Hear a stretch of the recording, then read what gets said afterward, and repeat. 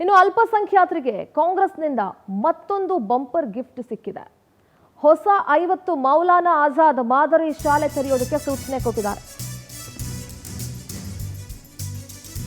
ಒಂದು ಕಡೆ ವಿಪಕ್ಷಗಳು ಅಲ್ಪಸಂಖ್ಯಾತರ ತುಷ್ಟೀಕರಣ ಮಾಡ್ತಾ ಇದೆ ಸರ್ಕಾರ ಅಂತ ಹೇಳ್ತಾ ಇರೋದಕ್ಕೂ ಇವ್ರು ಮಾಡ್ತಾ ಇರೋದಕ್ಕೂ ಸೂಕ್ತವಾಗಿದೆ. ಮೊದಲ ಹಂತದಲ್ಲಿ 25 ಜಿಲ್ಲೆಗಳಲ್ಲಿ ಶಾಲೆಗಳನ್ನು ತೆರೆಯೋದಕ್ಕೆ ಆದೇಶ ಮಾಡಿದ್ದಾರೆ.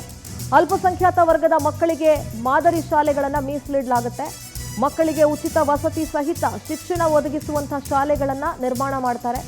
4% ಗುತ್ತಿಗೆ ಮೀಸಲಾತಿ, 15% ವಸತಿ ಯೋಜನೆ ಮನೆಗಳಿಗೆ ಮೀಸಲಾತಿ. ಇದರ ಬೆನ್ನಲ್ಲೇ 50 ಮಾದರಿ ಶಾಲೆಗಳನ್ನು ತೆರೆಯೋದಕ್ಕೆ ಸರ್ಕಾರ ಆದೇಶ ಮಾಡಿದೆ. ಬಜೆಟ್ನಲ್ಲಿ ಅಲ್ಪಸಂಖ್ಯಾತರಿಗೆ ಘೋಷಣೆ ಮಾಡಿತ್ತು ಸರ್ಕಾರ. ಅಲ್ಪಸಂಖ್ಯಾತರಿಗೆ ಕಾಂಗ್ರೆಸ್ ಈಗ ಮತ್ತೊಂದು ಬಂಪರ್ ಗಿಫ್ಟ್ ಅನ್ನು ಕೊಡೋದಕ್ಕೆ ಮುಂದಾಗಿದೆ. 4% ಗುತ್ತಿಗೆ ಮೀಸಲಾತಿ, 15% ವಸತಿ ಯೋಜನೆ ಮನೆಗಳಿಗೆ ಮೀಸಲು. ಇದರ ಬೆನ್ನಲ್ಲೇ ಈಗ 50 ಮಾದರಿ ಶಾಲೆಗಳನ್ನು ತೆರೆಯೋದಕ್ಕೆ ಸರ್ಕಾರ ಆದೇಶವನ್ನ ನೀಡಿದೆ. ಬಜೆಟ್ನಲ್ಲಿ ಅಲ್ಪಸಂಖ್ಯಾತರಿಗೆ ಇದನ್ನ ಘೋಷಣೆ ಮಾಡಿತ್ತು ಸರ್ಕಾರ. ನಮ್ಮ ಪೊಲಿಟಿಕಲ್ ಕರೆಸ್ಪಾಂಡೆಂಟ್ ರೂಪೇಶ್ ನೇರ ಸಂಪರ್ಕದಲ್ಲಿ ಜಾಯ್ನ್ ಆಗ್ತಾ ಇದ್ದಾರೆ. ರೂಪೇಶ್, ಒಂದ್ ಕಡೆ ಸರ್ಕಾರದ ಮೇಲಿರುವಂತಹ ಬಹಳ ಗಂಭೀರ ಆರೋಪ ಅಂತ ಹೇಳಿದ್ರೆ ಅಲ್ಪಸಂಖ್ಯಾತರ ತುಷ್ಟೀಕರಣ ಮಾಡುತ್ತೆ ಈ ಸರ್ಕಾರ ಅಂತ ಹೇಳಿ, ಇದಕ್ಕೆ ತಕ್ಕಂಗೆ ಬಜೆಟ್ನಲ್ಲೂ ಕೂಡ ಅವರು ಅನೌನ್ಸ್ ಮಾಡಿದಾಗಲೂ ಕೂಡ ಇದೇ ವಾದ ಮುಂದುವರೆದಿತ್ತು. ಈಗ 4% ಗುತ್ತಿಗೆಯಲ್ಲಿ ಮೀಸಲಾತಿ ಇಟ್ಟಿರೋದು, 15% ವಸತಿ ಇದರಲ್ಲಿ ಮೀಸಲಾತಿ ಇಟ್ಟಿರೋದು, ಈಗ 50 ಮೌಲಾನಾ ಆಜಾದ್ ಶಾಲೆಗಳನ್ನು ತೆರೆಯೋದಕ್ಕೆ ಸೂಚನೆಯನ್ನ ಕೊಟ್ಟಿರೋದು. ಏನ್ ಹೇಳ್ತೀರಿ ಈ ಎಲ್ಲ ಡೆವಲಪ್ಮೆಂಟ್ಗಳಿಗೆ ಸಂಬಂಧಪಟ್ಟಂತೆ ರೂಪೇಶ್?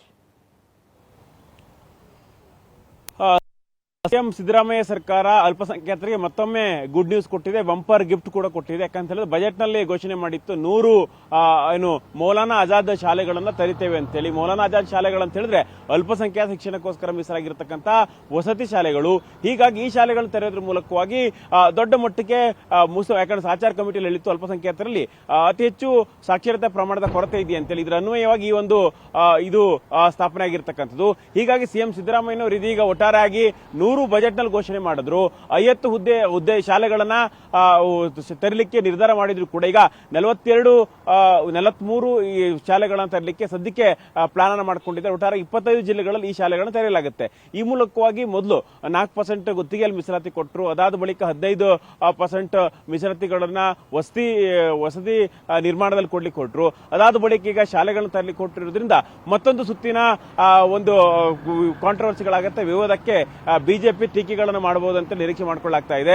ಕಾರಣ ಎಷ್ಟೇ ಪದೇ ಅಲ್ಪಸಂಖ್ಯಾತರ ಓಲೈಕೆ ಮಾಡಿಕೊಳ್ಳಲಾಗ್ತಾ ಇದೆ. ಆದ್ರೆ ಬೇರೆ ವಿಚಾರದಲ್ಲಿ ಈಗ ಉದಾಹರಣೆಗೆ ರಸ್ತೆ ಮಾಡಿ ಅಂತ ಹೇಳಿದ್ರೆ ಅನುದಾನಗಳು ಸಿಗ್ತಾ ಇಲ್ಲ, ಬೇರೆ ಅನುದಾನಗಳು ಸಿಗ್ತಾ ಇಲ್ಲ ಅಂತ ಪ್ರಶ್ನೆಗಳು ಮಾಡಲಾಗುತ್ತೆ. ಹೀಗಾಗಿ ಒಂದು ಕಡೆ ಅಕ್ಕಿ ಕೊಡೋದು ನಿಲ್ಲಿಸಿದ್ರೆ ನಾವು ರಸ್ತೆಗಳನ್ನು ಮಾಡಬಹುದು, ಅಭಿವೃದ್ಧಿ ಮಾಡಬಹುದು ಅಂತೇಳಿ ಹೇಳ್ತಾರೆ. ಆದ್ರೆ ಪದೇ ಈ ರೀತಿಯಾಗಿ ನಿರ್ಧಾರಗಳನ್ನು ತೆಗೆದುಕೊಳ್ತಾ ಇದ್ದೀರಿ. ಬೇರೆ ಜನರ ಕಲ್ಯಾಣ ಮಾಡಿಬಿಟ್ಟು ಅಲ್ಪಸಂಖ್ಯಾತರ ಕಲ್ಯಾಣ ಮಾತ್ರ ಮಾಡ್ತಾ ಇದ್ದೀರಿ ಅಂತ ಹೇಳಿ ಬಿಜೆಪಿ ಈಗಾಗಲೇ ಕಿಡಿಕಾರಕ್ಕೆ ಶುರು ಮಾಡಿಬಿಟ್ಟಿದೆ. ಹೀಗಾಗಿ ಸರ್ಕಾರ ಸದ್ಯಕ್ಕೀಗ ಅಲ್ಪಸಂಖ್ಯಾತರಿಗೆ ಬಂಪರ್ ಗಿಫ್ಟ್ ಅನ್ನ ಕೊಡ್ಲಿಕ್ಕೆ ನಿರ್ಧಾರ ಮಾಡಿದ್ದು.